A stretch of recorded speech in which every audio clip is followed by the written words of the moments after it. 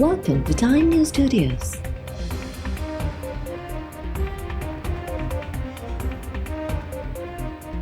You are watching 1 p.m. Bulletin. Sindh में ईद के ॿिए ॾियारे भी तकरारी कयल खिलाफ़ अवामी मुज़ाहिरा। कोटड़ी में बोलाड़ी अवामी एक्शन कमेटी के सॾ ते मोटरसाइकिल मार्च। लखी शाह सदर वटि सियासी ऐं समाजी तंज़ीमुनि समेत शहरनि जो इंडस हाईवे ते एहतजाज। नुशरो फिरोज़ में तकरारी कयल ऐं ज़मीनुनि ते वालार ख़िलाफ़ शहरनि जो एहतजाजी मुज़ाहिरो। भेरिया सिटी में ॻोठ हाफ़िज़ याक़ूब तुनियो खां प्रेस क्लब ताईं एहतजाजी रैली कढी वई। पढ़ीदन में अवामी तहरीक ऐं सुजाग ॿार तहरीक जे सॾ ते रैली कढी वई ऐं एहतजाजी रैलियूं। मेहड़ में क़ौमी अवामी तहरीक जे सॾ ते बेटो जतोई खां घंटाघर चौक ऐं प्रेस क्लब ताईं पैदल मार्च कयो वियो। दाद लगारी में नौजवान इताद जे सॾ ते पैदल मार्च। ठुल में सिंधु दरिया ते धाड़े ख़िलाफ़ मुख़्तलिफ़ पार्टीज़ पारां एहतजाजी मुज़ाहिरा। कंबर में तकरारी कयल ख़िलाफ़ टोटाणी बिरादरीअ जे माण्हुनि जो क्रिकेट ग्राउंड खां प्रेस क्लब ताईं मार्च। करूंडी नबीसर रोड टाली ऐं नंदो समेत ॿियनि शहरनि में एहतजाज। सिंधु दरिया ते तकरारी कयल जी रिथाखोरी ख़त्म करण जो मुतालबो।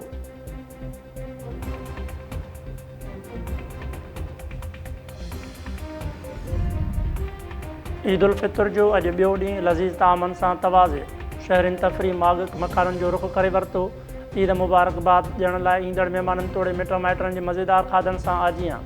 ॿारनि अॼु बि ईद ख़र्ची वठी ख़ूब एंजॉय कयो। नौजवाननि जो फास्ट फूड रेस्टोरेंट्स तरफ़ रुख़। कराची में क्लिफ्टन सी व्यू मनोड़ो ऐं हॉक्स बे वटि माण्हुनि जी रश। हैदराबाद सखर मीरपुर ख़ास ऐं नवाबशाह में बि ईद जे ॿिए ॾींहं ते घरनि में महिमाननि जी आमद जो सिलसिलो जारी।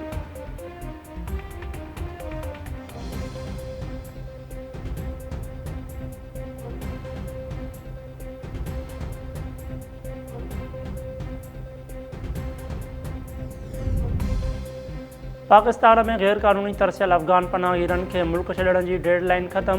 अफ़गान पनाहगीरनि जे वापसीअ लाइ हुकूमत तरफ़ां पेशावर ऐं लंडी कोटल में 2 आर्ज़ी कैंप्स क़ाइमु।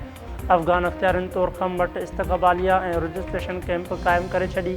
पाकिस्तानी अख़्तियारनि मूजिबि सिटीज़न कार्ड रखंदड़ अफ़गान पनाहगीरनि खे बायोमेट्रिक खां पोइ वापसि मोकिलियो वेंदो। मुल्क में सिटीज़न कार्ड रखंदड़ अफ़गान पनाहगीरनि जो अंगु 8 लख आहे। पहिरें मरहले में 7 लख गैर रजिस्टर्ड अफ़गानियुनि खे वापसि मोकिले चुका आहिनि।